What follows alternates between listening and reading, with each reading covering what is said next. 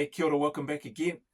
We are going to dive into part 5 of my reaction to Kyle Morgan, former Delta Force operator, Radisson Blue Mali hotel hero.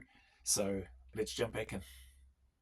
Before we dive in, just a quick message for the one person who might need to hear this. If you're struggling right now with work, with relationships, with loss, with life, please hear this. You matter more than you realize. There are people whose lives are better off because you choose to keep showing up. So stay in the fight. Go always a little further. Better days are closer than you think. Thank you very much for being here. And remember, who dares wins. Still barricaded in the same room. It was like a storage closet. So if you think about the landing, there was a door that opened into the like condo, that metal door, and then to the left of that on the landing was like a storage closet, like two storage closet deep. They didn't have much room, but man, they were there. They had like tied up all their bandoliers and were loading mags while one of them was shooting and single shot. Like they were there to stay and die there.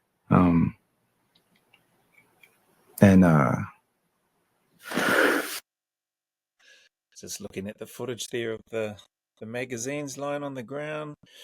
Obviously, sorry, I should have mentioned Kyle's talking about from memory from part 4. The terrorists are still there in the hotel. The troops have arrived. The support has arrived. And he's given them a brief, and I think he mentioned he was still pretty amped and wanting, okay, let's go. This is where they are. I've got them pinned down. We need to go now.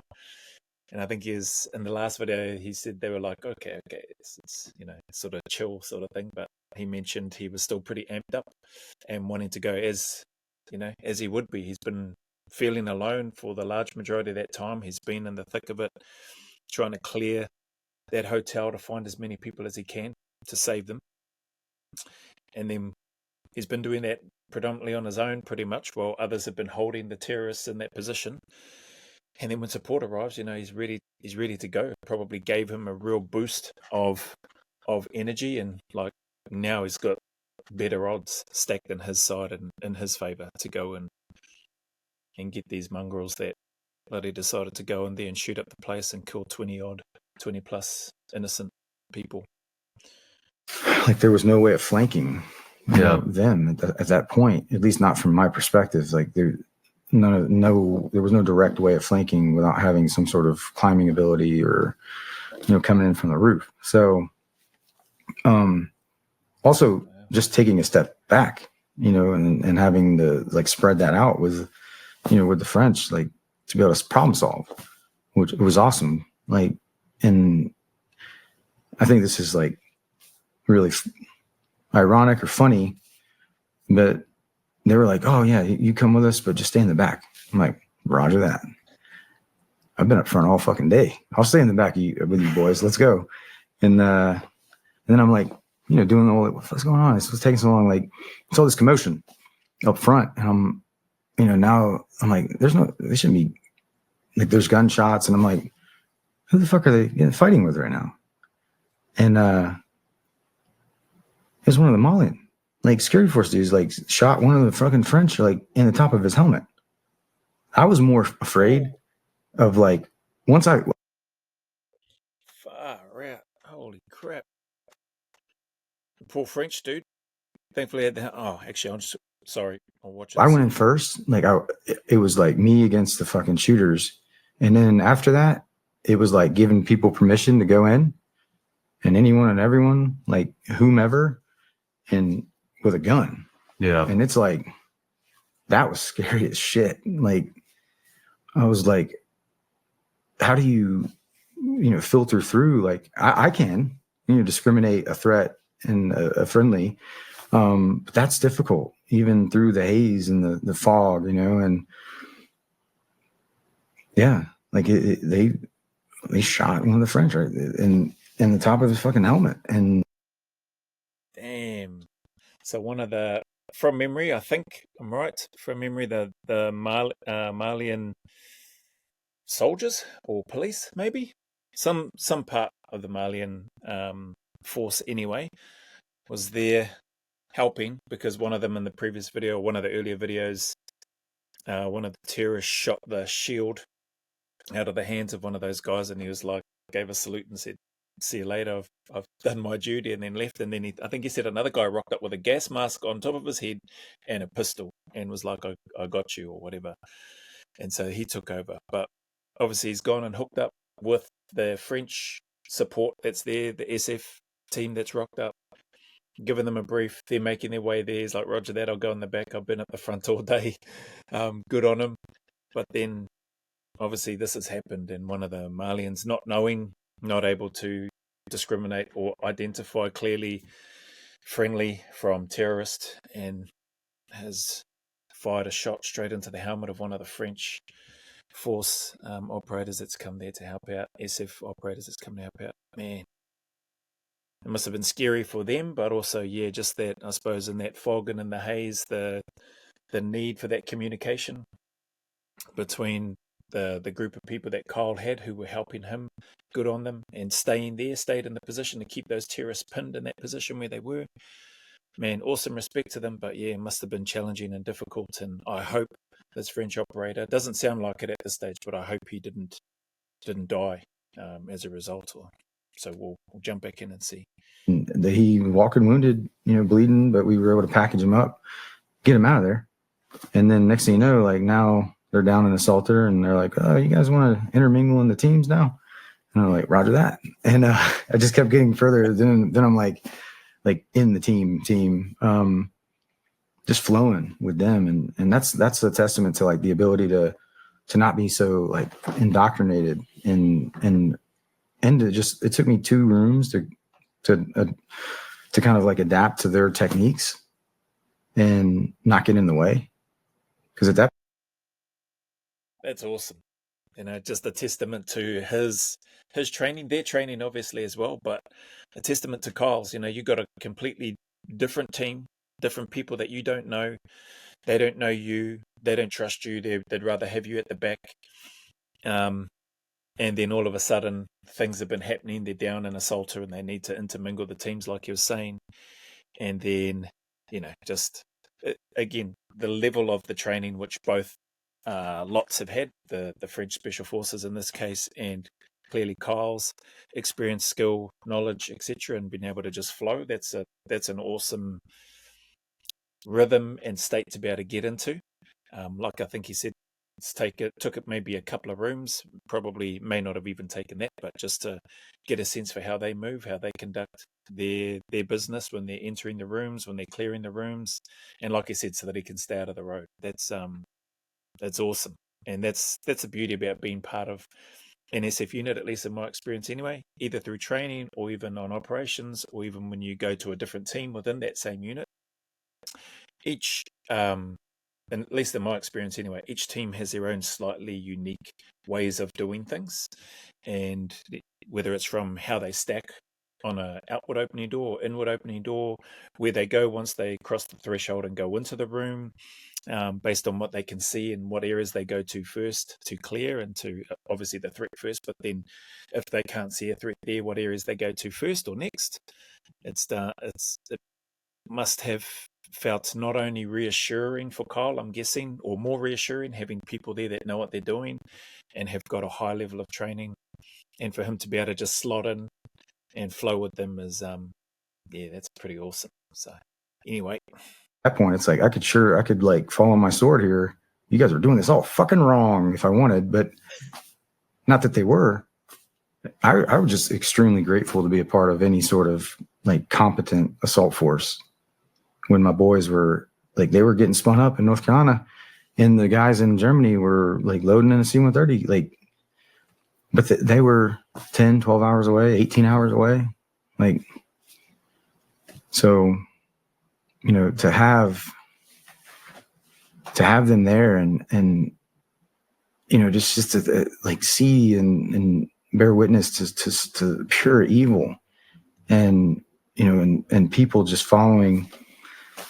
The American that was killed was in a service elevator area that a group of them, like 15 of them, if they would have just kept going, went right, like a turn, and then freedom down a hallway, exit, freedom. They flew that kitchen into this service elevator, and there's bodies in the elevator in between the doors, like closed on them. And then outside of it, just all executed from like point blank range. So sad, man. Really, really sad. Like listening to Kyle retell this, and yeah, I get it. Hindsight's a beautiful thing, but man, how close they were, how close the American, I think her name might have been Anita. Don't quote me on that. Maybe he'll say it again. But then with the other, I think he said 15 others, or there was 15 of them total, something like that. So close. Had they made another turn, or a different turn, or a different decision, they could have made it to freedom. And just looking at Kyle, you can see, well, my perception of it is that, man, the trauma of that, of what he's seen and experienced and been through, still sits with him, eh? And obviously, for obvious reasons, that's going to be with him for the rest of his life. But hopefully, I genuinely hope that in some small way, hopefully, preferably in a bigger way, but I hope that at least in some small way, him being able to, speak to the Sean Ryans of the world, having the support and love, hopefully, that I'm sure he has around him, team members that he has around him, former team members, family, friends, etc. I hope he's able to navigate his way through that as well as he can. And it looks like he's in a good place, physically, mentally. But long may that continue. This is just incredible what he's done. And those that got there to support as well. But that initial 6-7 hours, whatever it was, on his own, man. So, yeah, tough. It's sad seeing clearly him thinking about it constantly, still, as he's sharing the experience for our benefit, about what he saw, what he witnessed, and what might have been had they made, or were they able to go a different route to where they ended up. Damn. Like in the head, face. And you can't unsee that. The smell. And they didn't have a fucking chance.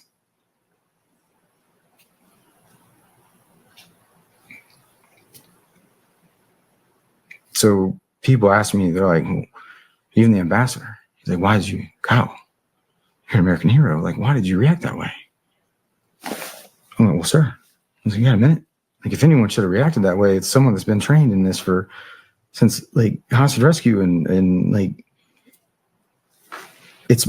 I have the ability, so it was my responsibility to act.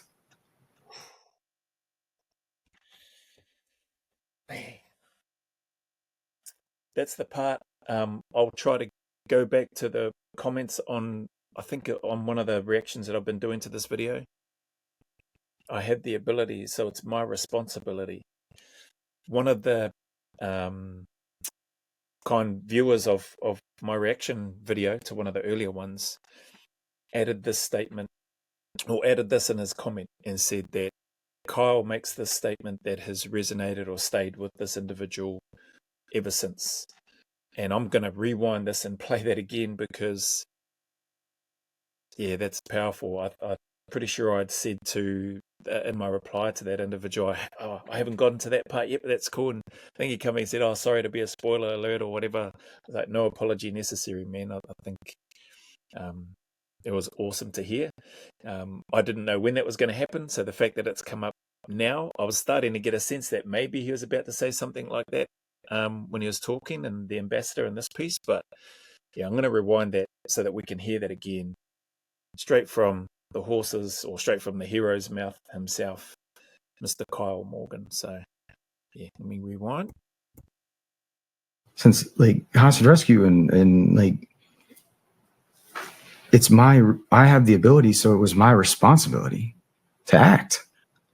Like, I'm not gonna just sit here and fucking hope and dream and like, I'm gonna do something. And by doing something, the impact of that, now mind you, the impact that it's had on me as a person, I'm only starting to heal from. Oh, man, powerful stuff, man. I'm so grateful to hear that he's at least starting to heal from it. I realized this interview was done a little while ago, or maybe a few months ago. Hang on, let me do this again, which I should have done earlier. Sorry. Way off. 2 years ago. My bad. Sorry. So hopefully he's in a much better place now, 2 years on. But I'm glad to hear that he's healing. And the other piece around that, I have the ability, so it's my responsibility. Powerful statement, really powerful statement. And just as I sit here and think about the applications of that, we can apply that. I can apply that. We can apply that anywhere. So I did a reaction earlier, and DJ was speaking about the relationship between him and his father, and a lot of the stuff that he spoke about. DJ Shipley, that is, former DevGuru, not Doubter. My bad for putting that in the title and in the description. Thank you to those that were kind enough to just, hey, he is DevGuru, not Doubter. So, but his comments in that in there really made me think about, things in my own household. So again, I have the ability, so it's my responsibility, and it's never too late. So we can take that beautiful statement right there. I'm going to look to try to grab that and insert that wherever I can in other places, but I have the ability, we have the ability, you and I, we have the ability, so it's our responsibility, whatever that might be, whether it's to do with work, whether it's to do with our relationships, whether it's to do with the challenges of just normal everyday life, whatever it is. If we have the ability, then it's our responsibility. If we see somebody doing something wrong and we have the ability, it's our responsibility. So I love that. Love that. And my family, I gave it all. I died in that stairwell. And I couldn't.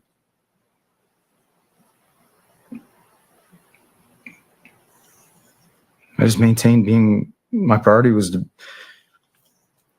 well, no, I have the ability, right? So it's my responsibility. So like everyone, I stayed in that country for almost 4 months by myself. No one came and checked on me.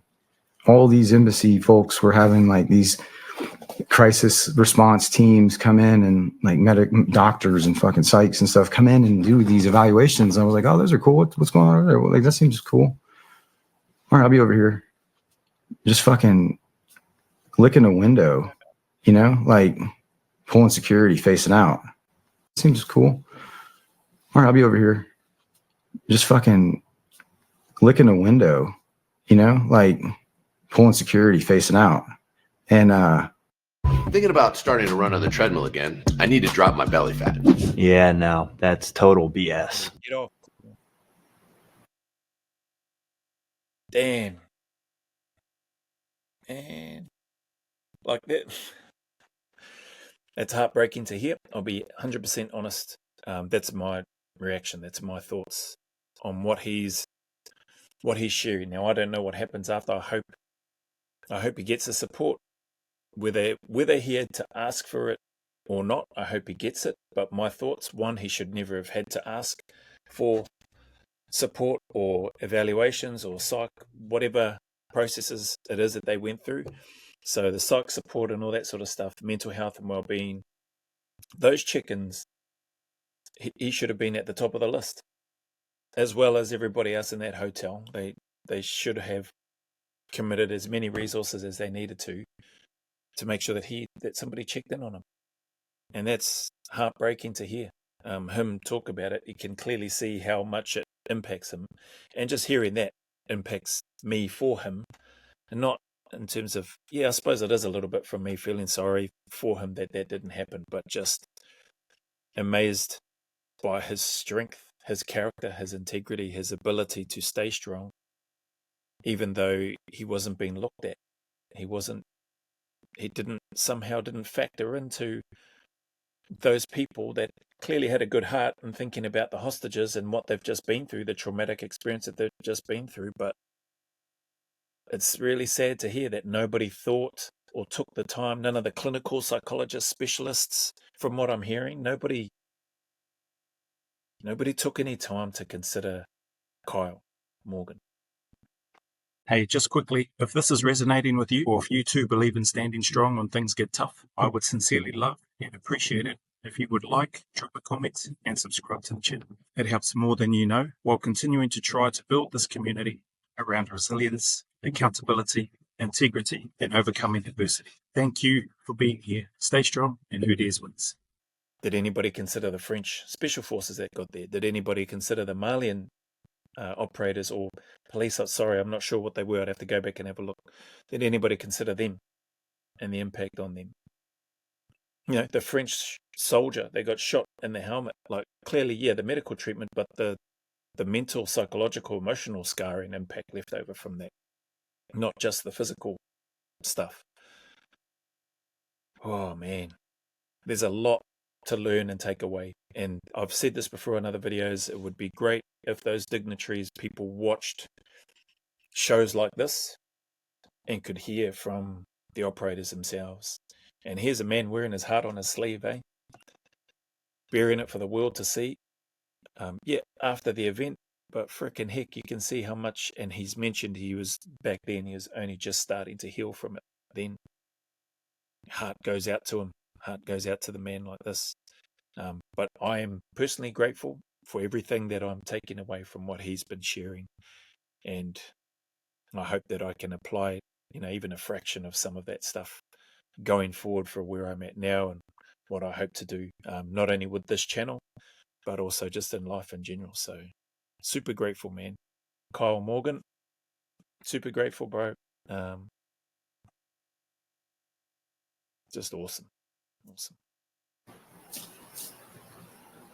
Like I was hurting so bad, and I didn't know what that, like, how I couldn't really put word to like what I was feeling, fear, but anger is easy to mask that.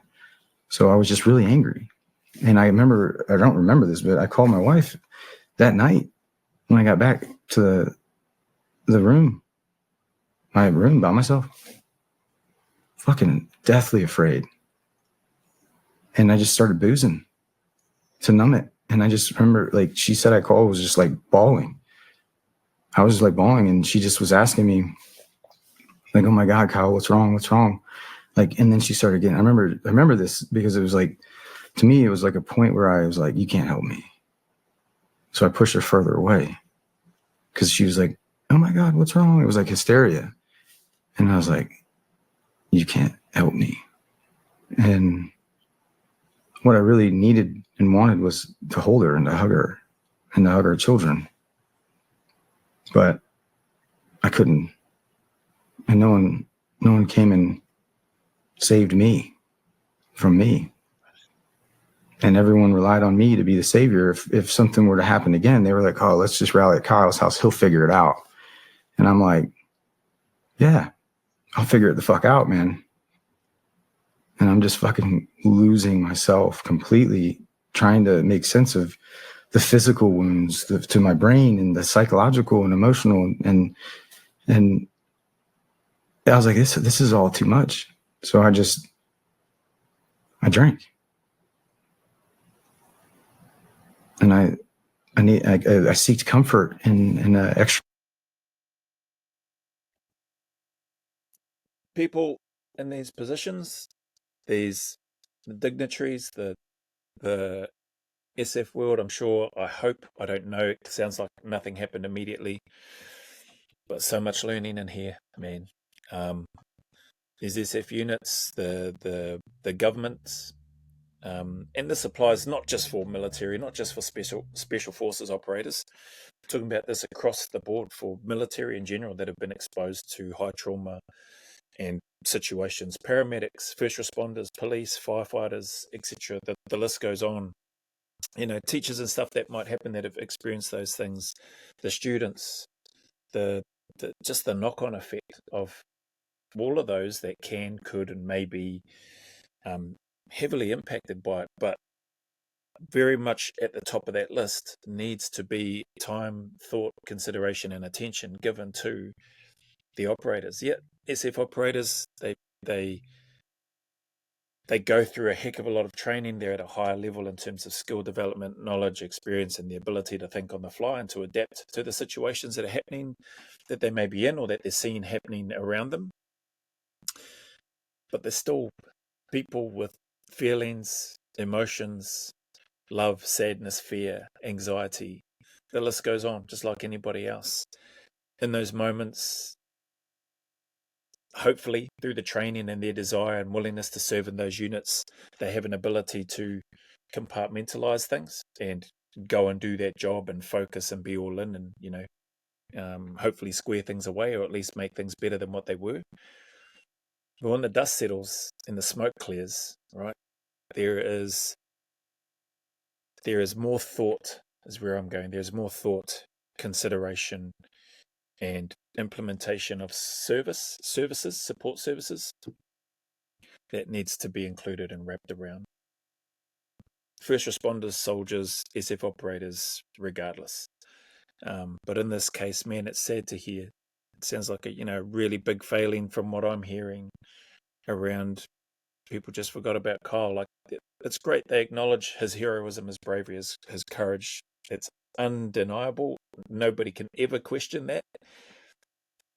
But the fact that doesn't sound like there was any thought or consideration given to him as a person, as a human being, with feelings, with emotions, with a spirit that has been hurt, that has been darkened by what he's just seen and what he's been a part of. There's some massive learning here if those types of people would, have a look and listen to this, not to me, but listen to people like Kyle and what's going on in here. Extramarital affair. Because those are the two things that were super comforting. And I coped with those, and that only kept me just barely afloat and kept me from, had I not done those two things, and they both fed into just more misery, but I don't think I would have made it back. Wow. I just wanted to fucking destroy myself and everything around me. Holy crap.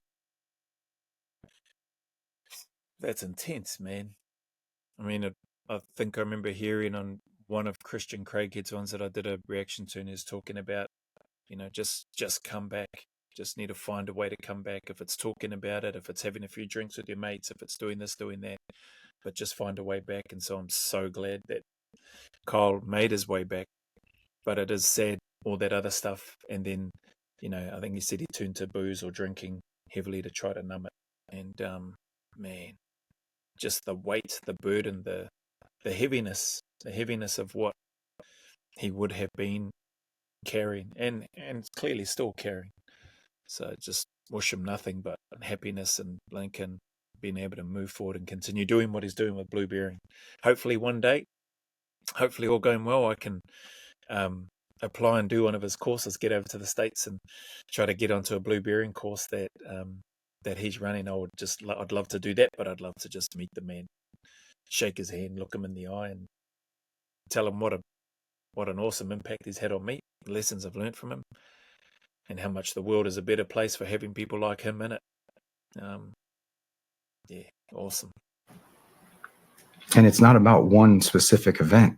That was the catalyst that unlocked so much other trauma in my life, from my first visual memory being traumatic. And it's just like, that's when things started to become unmanageable in my life. How did that day end? When I got to the barricade? We killed them eventually at we ended up bounding around and coming in through a rooftop thing and then crawling down into this condo and locking them down from underneath and then below. And I think the French threw everything they had, flashbang and concussive grenades, but it was just flying right past them.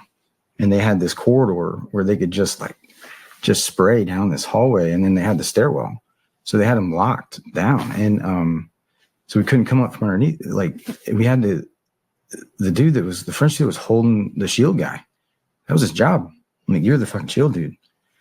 And I was like, and he was like this young, probably 20-something-year-old kid. And I remember this because like he got shot, I think through his, like broke his hand, and then maybe got like shot through his, like the superficial part of his arm or whatever. So bandaged him up. But I was like, he got within a foot of this corner where the barricaded guys were in this storage closet just to get close enough, but took like 7 rounds in this fucking shield from a foot away, and was balling after that. And the guys weren't dead. They threw in because the guy behind him was able to get close enough to throw on an actual like offensive like frag grenade on top of these cats, which was this huge faux pas of like, you don't bring frags on a hostage rescue, man. And I'm like, well, what about in this case? So I know that we came back and I was able to train. I came back and was able to like bring the tactical lessons learned to change the way we think and train. I mean, that's my legacy there. It's not like to make an impact on that type of organization, I think is massive. And I love that he's mentioned that. I think it's probably fairly common sense to anybody, even non-military personnel, when he spoke about a faux pas taking frag to a hostage rescue. I think he can probably able to work out why that's not ideal and not great. Concussive grenades, flashbangs, all that sort of stuff. Yep. But when he mentions, okay, but what about in this situation? Makes a really valid point. So I just love what he's spoken about and some of the other actions that I've done and the learnings that they've taken away, you know, working with the fire department that he mentioned in one of the other ones, learning and developing skills and developing situations and scenarios and stuff around those types of events, which could highly likely happen.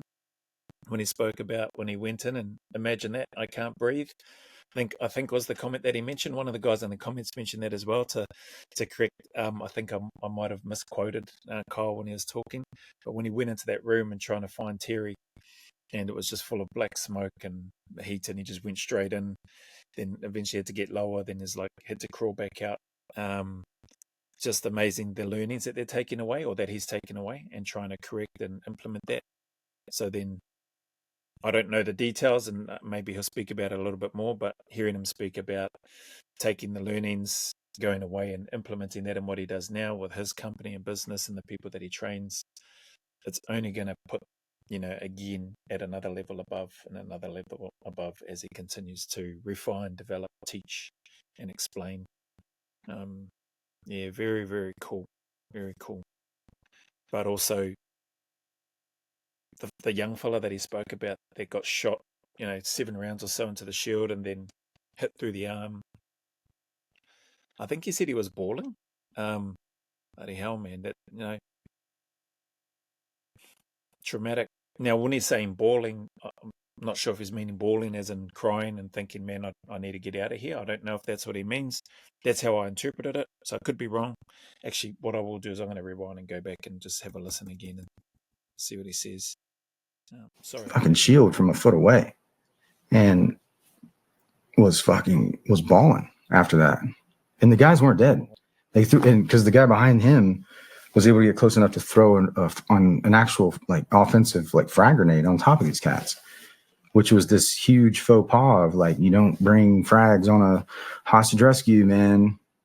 And I'm like, well, what about in this case? So I know that we came back and I was able to train. I came back and was able to like bring the tactical lessons learned to change the way we think and train. I mean, that's my legacy there. It's not like to make an impact on that type of organization. And what a legacy he has. You know, people are going to shut up and listen when he brings the lessons learned and the tactical experience, lived experience, to their teams, and as they should, and embrace that and just soak it all up. I think is massive, and it's not like, oh, look at me. It's just like we evolve as a fighting force, and that's why it's so capable. But as a collective, but like even the grenade, like right on top of this, the these cats, like, we had to go in there, like, ran upstairs and like finish these guys off. Because they're like fucking, you know, they're like zombies coming out of the shit. But I ate a lot of like overpressure, and I guess I just never realized how much that was impacting me. Like, because I didn't have a physical frag or bullet hole. Like those like the wounds you can't see, that saying, you know. And I'm like, it makes so much sense now. Like, because it changes so much about your character. Like everything that used to be easier becomes more difficult, and cognitive processing and function. But we were able to clear those guys out or kill them. And then I still stayed in the hotel for another 3 hours, clearing the rest of the hotel, like room by room. And I didn't say, it was like 6 p.m. when I called, you know, objective secure. One American killed, confirmed, you know, her body, because I got a physical description from the country team, and she was one. Anita Tar was one of the ones that were initially killed in that service elevator area. But and I went back to the embassy, still like my pistol belt on, and just like still got fucking shit all over me, like gunpowder and stuff. And the country team's there, just like waiting for me to brief them, all circled up. And I'm like, what's up? Like, tell us all about it. I'm like, okay. And people just looked at me differently after that, you know? And I was like, what the fuck did you think this was? Like, did you think this, why? Oh, you're worried now, your kids? Why the fuck are your kids here? Like, if there's a Delta Force operator's here, you think this is a good country? There's not very many of us. My operator number is 965 since 1978. That's not me bragging. That's me just to conceptualize how small we are. I was one of less than 1,000 still. And it just blew my mind. They're like, what are we going to do about our kids? And I'm like, get them the fuck out of this country. Like, I got it. It's just not where it is. Like, I know we want to spread our free democracy everywhere, but in due time, this one hasn't baked enough. It needs to go back in the oven. Yeah. And it's like, it's just like the ignorance piece of it, and then masking it with like the as you know, like the partying and like the social aspects of it. And don't get me wrong, there's great missions that the State Department's doing and spreading, you know, and truly like helping others. I'm just like, why did this catch you guys like with your pants down? I'm going to pause this there. It's coming up to 40 minutes. I was just, again, it's easy for me, sorry, to get engrossed in not only just watching, but then also, apologies for taking up so much time and rambling and waffling away, but this guy is amazing. Plenty of amazing people out there. I get it. He's up there with the other names that I've mentioned in the past in other videos, so I won't rattle them all off again. And there's many more to come. I really just want to take this time to express my appreciation to those that have been kind enough, man, to like, comment, subscribe to my small channel.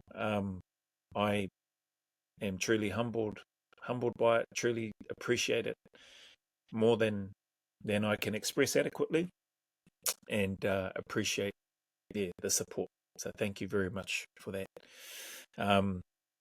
Guys like Kyle, man, just learning a heck of a lot, listening to him, making me think about other things in regards to how we could just be better as people, not just the state and government departments that he's referring to, or our leaders within the political space that are supposed to be trying to avoid confrontation, conflict, and wars, but instead somehow we end up in them. But yeah, just there's a lot to learn. So I hope that those people man, just take some time and have a watch of the Sean Ryan Show, these types of interviews, because there's so much learning in there. They speak about wanting to continuously improve and develop. And here's an example of it. The SF units look to evolve. Same with the rest of the Defence Forces and that as well. Looking to evolve, looking to do better. But man, we need our leaders to be looking to try to evolve and try to do better as well. To ease some of that pressure and to try to reduce the amount of conflict or war and stuff that unnecessarily happens, but sometimes has to happen because the breakdown happens at the supposed top. So anyway, thank you again for being here. Thank you for giving of your time, being kind in your support messages, even if it's criticism, whatever the case might be. Like, I'll take it. I'm here for it. This channel is about trying to support and recognize and acknowledge and honor heroes like the Kyle Morgans of the world, and to also hopefully help inspire and help others to just keep turning up no matter the struggles, to stay in the fight, to know that there are better days just around the corner or just over the horizon, that there is light at the end of the tunnel, that everybody's going through hardships, hard times, and just try to persevere and stay in the fight as much as you can. Keep turning up. So go always a little further, everybody. Thank you again for your time and support. And remember, who dares wins. Until the next one. Hey, before you go, whatever you're facing, you're stronger than you know. Better days are ahead. Stay in the fight. Keep turning up. Keep moving forward. If this message resonated with you, and or if you like the content on this channel, I'd be truly grateful if you'd like the video, leave a comment and subscribe. It really does mean more than you know. So stay strong, stay awesome, and who dares wins.